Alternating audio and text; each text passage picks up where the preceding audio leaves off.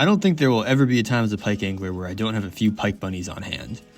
This is the first fly I ever caught a pike on, and it's safe to say I'm not the only one with this experience. It may not be the biggest or most complex streamer, but the pike bunny is a tried and true predator pattern that will be catching gators for years to come. To start, tying your thread around the midpoint of your hook shank. Continue wrapping down until your bobbin hangs just in front of your hook point. Take a white rabbit strip and trim the fur brushed end at the corners. Measure it out so that the leather extends about 2 generous hook shanks or so past your tie-in point, and lay it down fur side up. Once I have this tie-in point, I like to strip off some fur so I'm just tying down on the leather. Make wraps to bind as much of the exposed leather as possible to the shank, and trim your excess. I'll also make a couple of wraps here just to get this down really tight. Next, take 3 long strands of red flash and tie them in on the side of one side of the shank. You can tie these a little up the shank before trimming the excess. Repeat this process on the other side of the shank. When 6 strands are tied in, snip so that they extend to about the length of your rabbit strip tail. Now go to your red rabbit strip, again exposing some of the leather, and tie in above your flash and white tail.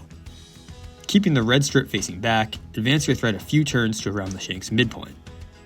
Follow with the red rabbit strip, brushing the hair back on each turn. I like to make these wraps favoring the direction that the hair is naturally brushed. That way the hair is easier to keep in the rearward direction that I want. When you've reached your thread, carefully tie off and snip the excess. Make a few wraps over the last turn of hair to angle back all of the hair, then brush back with your fingers or a toothbrush like this to free any trapped fibers. The result should be a nice thick collar that extends a bit past the apex of the hook bend. Now take 4 more strands of flash.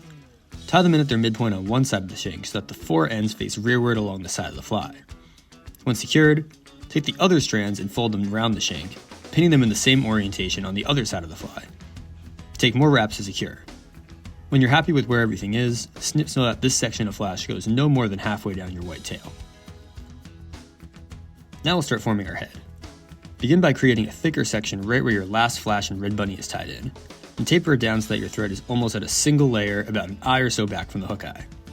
This fly is usually tied in with a bit of the front hook shank exposed, so you have room for a nice long taper here.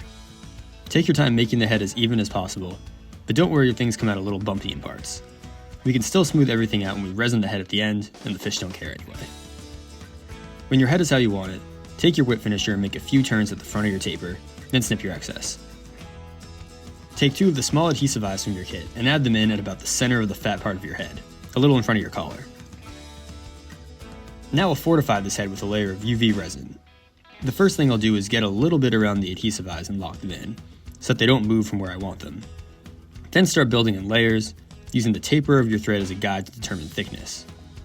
Make sure to cover all sides of the shank and down to where you whip finish on the shank.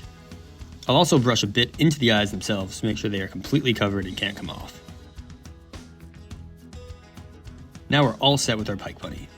These flies fluff up and hover really well in the water, and are a great presentation for long suspended pauses.